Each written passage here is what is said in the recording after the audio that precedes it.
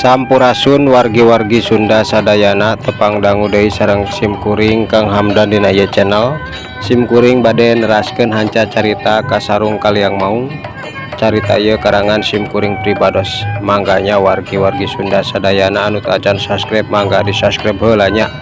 Teu kenging hilap sanaos dongeng ngacapruk oge, mudah-mudahan tiasa ngahibur kaum dangu di mana bae ayana. Mangga prung urang kawitanan. Aki Andika teh ku kaula arek ditugaskeun nalingakeun terus-terusan si Omon. Andika kudu ngajirim jadi hiji manusia seperti biasa. Dina waktuna Andika kudu ngaku jadi guru si Omon. Kitu anu bakal ditugaskeun ku kaula. Sabab si Omon bakal yang harupan manusia-manusia anu boga kekuatan kuat jeung deui. Andika oge kudu nyaho geuningan musuh-musuh si Omon ayeuna lain musuh sambarangan, maranehna oge boga dekingan di satukangeunana kawas si Omon. Sabab musuhna si Omon horengan teh Muja Karaja Bagong, musuh kabuyutan kaula. Jadina urang teh bakal boga lawan anu tangguh geus pasti.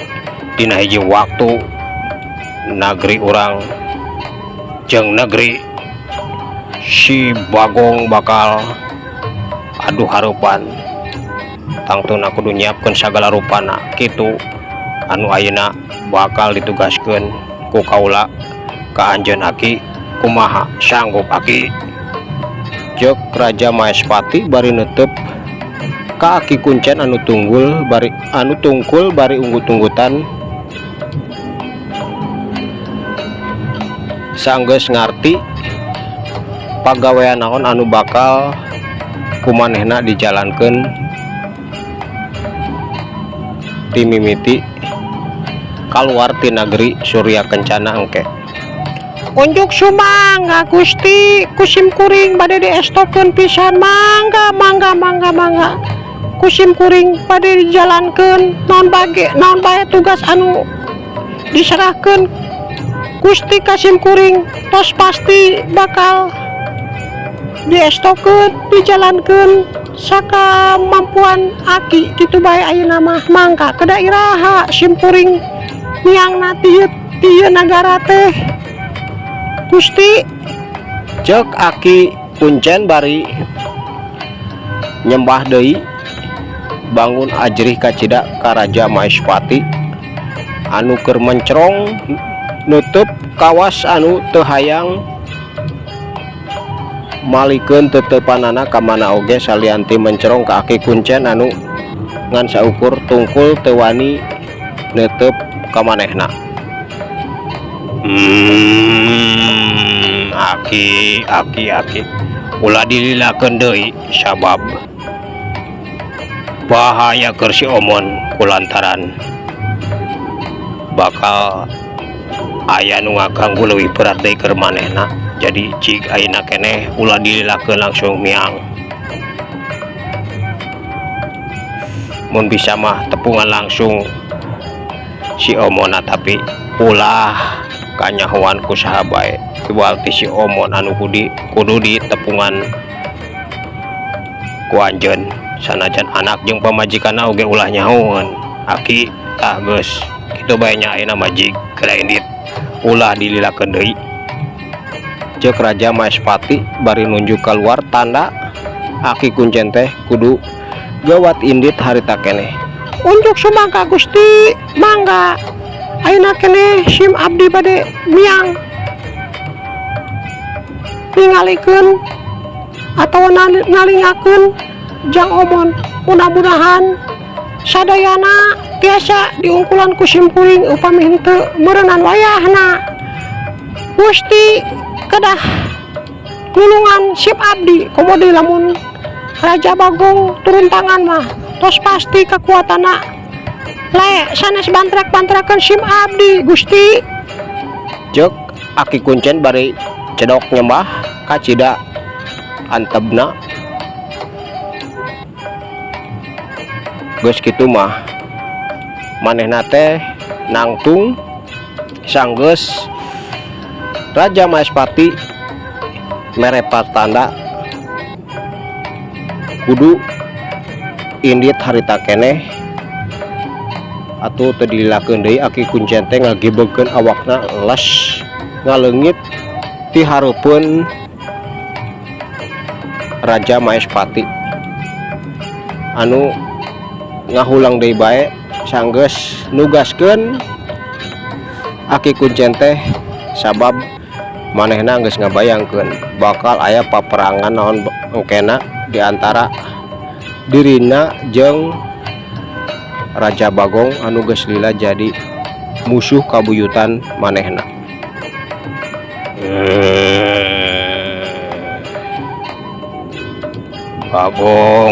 Bagong kawas nama urang teh bakal tarung patutunggalan nepikeun ka akhir.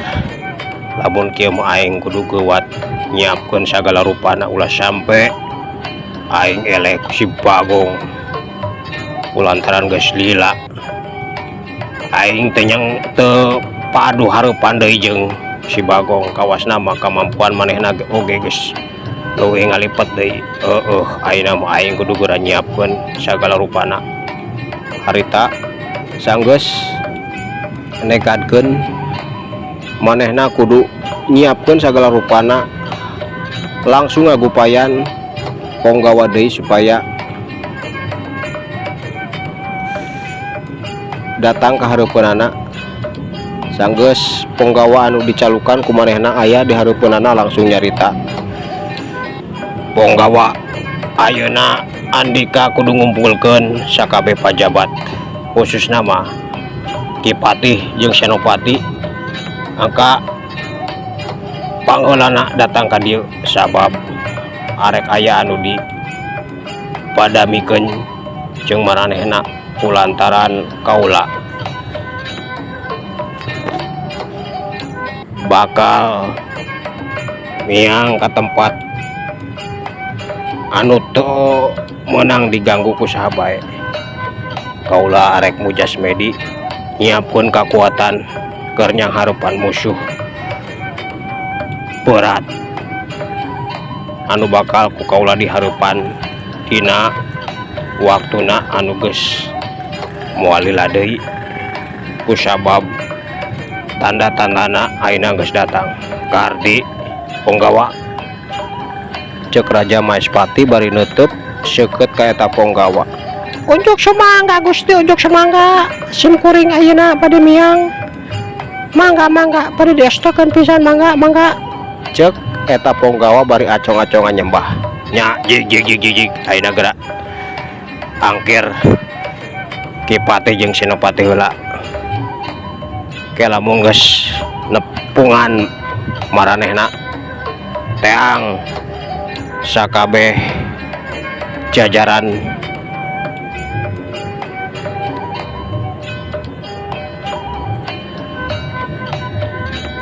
angka narepungan kumpul di karaton jig Ponggawa jig kredit. Cek Raja Maespati bari nunjuk keluar geus kitu mah eta Ponggawa teh langsung nangtung undur ti hareupeunana. Ayeuna urang tuturkeun kaayaan Aki kuncen anu geus miang ka alam manusia rek nepungan Mang Omon anu tangtuna mah bakal terus marangan Mang Omon sanajan moal aya nu apal. Sacara langsung manehna bangsa lelembut. Harita awak Aki kuncen teh melesat lir kilat cepet nuju ka tempat Mang Omon. Harita nepi dina kaayaan waktu penting manehna teh nangtung ditukangeun imah Mang Omon pas di tempat anu biasa dipakai Mang Omon nyuguh jeung nenden baju anu sok dipake ku manehna dina digawe dina neangan duit seperti nyolong duit jeung perhiasan boga Juragan Dirman. Kebenaran oge dina peuting harita teh Mang Omon keur aya dina eta kamar tempat mujasmedi manehna. Aki Kuncen teh langsung ngagibegeun awakna asup ka eta kamar. Atuh Mang Omon teh kacida ngaranjugna kulantaran manehna tadi nama rek keluar ti eta kamar, tapi ngadadak di hareupeunana Aki Kuncen geus diuk meneko bari seuri. Ujang ulah waka indit kurang ngobrol heula sakedeug jeung Aki. Cicing Ujang. Ayeuna urang ngobrolkeun kaayaan ka hareupna sabab Ujang teh keur jang hareupan musuh kuat ayeuna teh, tapi Ujang can ngarasanya kulantaran Ujang yang hareupan musuh-musuh anu kacida entengna keneh ku Ujang di sang hareupan ananya. Jang Omon cek Aki Kuncen bari neuteup ka Mang Omon anu seuri kulantaran manehna oge kacida sonona hayang panggih jeung Aki Kuncen, tapi teu apal kudu kumaha cara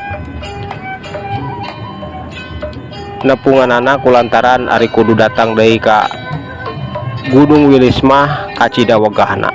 Tapi waktu harita manehna teh teu kudu indit ka ditu ka dieu atawa leumpang muru ka Gunung Wilis.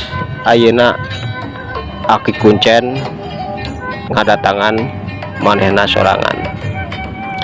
Aduh bage ya Aki, bener segala masalah mah pasti aya bae, tapi teu salah ucapan Aki teh kuring teh menang gangguan ti si Dirman, tapi masih kene gampang diungkulan ku kuring Aki sabab anu datang nangan ukur keronco-keronco anu alah kakuatan oge teu sabaraha. Memang naku maha Aki rek menang bahaya naon, nah si Dirman teh buka kekuatan kuat gitu. Cek Bang Omon langsung nanya gitu bari nutup ka Aki Kuncen anu keur nutup oge ka manehna. Bener Ujang, bener ulah lalawora si Dirman teh sarua jeung Ujang muhit ngan manehna mah muhit ka Raja Bagong. Naon Aki? Si Dirman muhit ka Raja Bagong. Waduh boa anu ngaganggu anu ngaruksak sawah kuring di belah kaler oge. Wah titahan manehna nya Aki kulantaran si Uding sapara kanca nyebutkeun sawah kuring teh anu ruksak di ruksak ku Bagong jeung deui kumaranehna arek ditewak teh Bagong teh langsung leungit, padahal mah Bagong teh loba cenah mah ngantai, tapi giliran dikepung teu puguh inditna ka mana langsung leungit kitu bae. Buah-buah eta oge pasukan anu dikirimkeun ku si Dirman supaya ngaruksak harta benda kuring meureunannya Aki. Cek Mang Omon harita langsung nyarita kitu kulantaran pipikiranna keur mikiran kaayaan eta kabeneran Aki Kuncen nyarita kitu. Bener Ujang, bener eta teh bener teh salah dugaan Ujang teh. Memang si Dirman hayang ngaruksak, tapi keun urang sang hareupan ngan kudu hati-hati sabab si Dirman teh salianti muhit ka Raja Bagong, manehna oge bogeun guru hiji aki-aki anu boga kemampuan kacida hebatna, tapi keun ulah hariwang ku Aki yang sang hareupan. Ujang mah urus si Dirman jeung sapara kancana atuh eta Bagong anu ngaruksak sok geura tewakan ku Ujang, balikeun deui ka sawah manehna supaya sawah manehna anu ruksak kitu bae Jang. Cek Aki Kuncen langsung nyarita gitu atuh kacida bungahna Mang Omon teh. Bener Aki bener, aduh bener lamun kitu mah kumaha lamun ayeuna orang kaditu jeung Aki daek teu Aki maturan kuring hayang langsung nempo secara langsung eta sawah kuring teh kawas kumaha. Nah bakal bisa kuring newakan bagong atau ngabalikeun bagong-bagong eta kana sawah si Dirman supaya ruksak. Cek Mang Omon langsung ngomong gitu bari seuri kulantaran anu tadina keur mikiran kacida bingungna ayeuna sanggeus kadatangan Aki Kuncen ngadadak sagala rupana kapikir kawas anu gampang kumanehna. Jig bae Ujang ayeuna mah jeung anak buah Ujang, masalah Aki mah teu kudu bareng pus lantaran Aki mah moal nemongkeun ka saha-saha bae iwal ti ka Ujang, tapi tong hari wang lamun Ujang dina kayaan kasulitan mah tenang, pokona mah Aki bakal turun tangan. Komo deui lamun guru si Dirman ngabantu si Dirman kena tenang ku Aki disanggeureupanana, tapi ayeuna mah jig heula jig Ujang jeung saha anak buah teh si saha tadi teh saha Ujang. Cek Aki Kuncen nyarita kitu bari nanya, Mang Uding sapara kanca eta mah anu sok nalingakeun kaayaan bagong di sawah nu ngaruksak teh Aki. Tak kitu jig ayeuna mah jeung si Uding bae jeung si Uding jeung anu lainna keun lamun kira-kira Ujang teu sanggup ngelehkeun kakuatan si Dirman anu ngirimkeun bagong-bagong ke Aki anu bakal nyahareupanana kitu bae jig ayeuna mah jig geus ngomong kitu teh Aki Kuncen ngagibegeun di awak langsung las leungit ti hareupeun Mang Omon anu ngarenghap jero kulantaran bang baluhna salila ieu ngadadak leungit sirna saenggeus kadatangan Aki Kuncen. Awas ya Dirman, rasakeun giliran sawah sia anu ruksak ku bagong sia sorangan. Awas sia awas Dirman, prajurit aing bakal nyengledkeun ngaburak-barik prajurit bagong sia. Awas ya. Cek Mang Omon bari nangtung geus kitu mah kaluar ti eta kamar dikunci pageuh kamar teh ku sababaraha gembok kulantaran teu meunang aya nu asup anak pamajikanna oge teu nyahoun aya naon di eta kamar kulantaran kacida rahasiana. Mang Omon teh sameme kaluar ti imah ngadatangan pamajikanana anu keur sare di kamar diguyak-guyak ku manehna teh samemeh indit kulantaran bisi neangan diguyak-guyak sama barakali. Udang akang rek keluar heula, akang rek nalingakeun sawah anu diruksak ku bagong tea jeung Mang Uding sapara kanca kadenya ulah neangan jeung deui awas ulah wani kaluar ti imah dina waktu penting tingikeun omongan akangnya lamun hayang salamet mah kulantaran ayeuna teh loba bahaya anu keur ngancam. Cek Mang Omon bari neuteub pamajikanna anu gigisik kulantaran kacida reuasna can kumpul lelembutanna teh. Aduh Akang mun eta kawas kitu kakarage bentak langsung ngomong kitu nya atuh jig tapi erek jeung sabae nah jeung Mang Uding doa hungkul atau kumaha. Cek BNI nyaritana teh masih keneh can tenang rada belebab saeutik nya meureunnan ka dituna mah jeung Mang Uding sapara kanca tapi kusabab Mang Uding sapara kanca geus nyoba hayang nangkep newakan eta bagong teh sanggup meureunnan ku Akang bakal dicangkalak kita bagong-bagong teh kulantaran akang geus apal ayeuna mah menang hasil tirakat sapoe saputing teh akang menangkeun bom bolongan korengan teh eta teh prajurit Bagong bogana si Dirman teh guguru ka Bagong ini cek Mang Omon nyarita kitu. Hah? Dirman, juragan Dirman. Ah, si Dirman, juragan segala. Si Dirman, iya nya. Guguru ka Bagong, nyaho cek saha, akang teh cek saha, ulah sok padu bae. Tuh tuduh kitu ka batur. Cek BNI masih keneh teu percaya. Cek akang ieu mah. Tapi kudu dibuktikan heula lah kerep teh rek percaya henteu nama anu penting mah ayeuna akang rek kidit maneh ulah wani kaluar ti mah dina waktu puting kitu bae nya geus sok sare tuluykeun cek Mang Omon langsung nangtung geus kitu mah teu nungguan pamajikanna ngomong deui kaluar ti eta kamar hari BNI mah harita masih keneh diuk bari ngahulang aya bae akang ngomong teh kamana mendi nah bener sok padu nuduh bae ka batur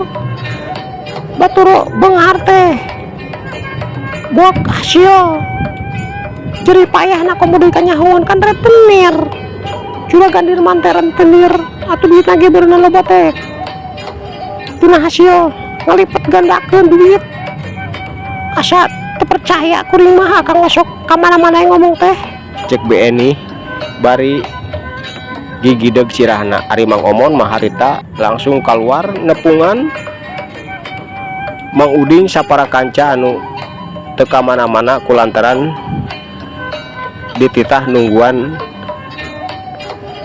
dina saung dihareupeun imahna paranti maranehna ngumpul sapara kanca barang nepi oge harita langsung diajak Mang Uding jeung maraneh sakabeh hayu tuturkeun ayeuna tuturkeun kuring puting ayeuna urang ngaburak-barik Bagong teh jeung deui Arandika kudu nyaho eta Bagong teh lain bau sambarangan matakna ku Arandika harita dikepung teu pugu inditna teh kulantaran ngaleungitkeun ku kuring urang burak-barik ayeuna urang singkirkeun Bagong teh supaya ngaruksak ka sawah si Dirman.